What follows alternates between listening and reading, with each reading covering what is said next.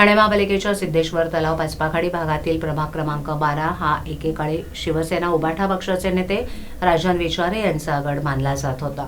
या प्रभागात राजन यांच्या पत्नी नंदिनी विचारे यांना पराभवाचा सामना करावा लागला असून भाजपाच्या उमेदवार काजोल गुणेश्वर यांनी त्यांचा पराभव करत विजय मिळवलाय।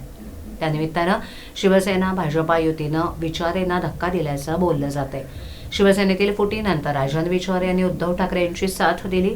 ठाकरे गटाकडून विचारे यांनी लोकसभा आणि त्यानंतर विधानसभेची निवडणूक लढवली। या दोन्ही निवडणुकीत त्यांचा पराभव झाला। विचारे हे ठाणे महापालिका क्षेत्रात ठाकरेंच्या पक्षाचं नेतृत्व करत असून ठाणे महापालिका निवडणूकही त्यांच्याच नेतृत्वात लढवण्यात आली होती।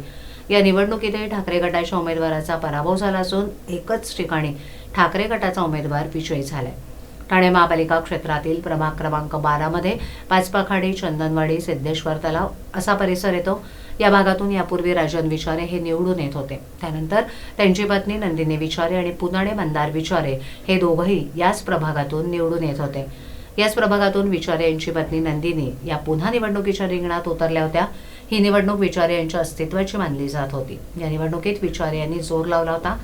ठाणे महापालिका निवडणुकीचे निकाल शुक्रवारी जाहीर होताच विचारे यांना धक्का बसला। या निवडणुकीत प्रभाग क्रमांक 12 मध्ये भाजपाच्या उमेदवार काजोल गुणेश्वर यांनी नंदिनी विचारे यांचा पराभव करत विजय मिळवला।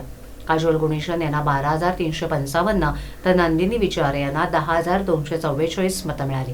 त्यानिमित्तानं शिवसेना शिंदेगड भाजपा युतीनं विचारेंना धक्का दिल्याचं बोललं जात आहे। तसंच या निवडणुकीच्या निमित्तानं विचारे यांना पराभवाचा सलग तिसरा धक्का बसलाय।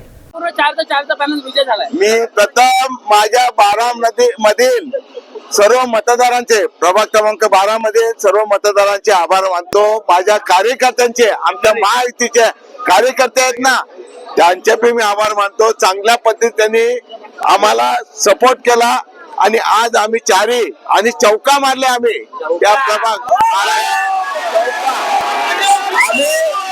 आम्ही राजेश दादा आणि आम्ही चांगल्या पद्धतीत काम केले आणि काम करत राहणार आहेत, हे आम्ही प्रभाग जनतेला आम्ही सांगतो।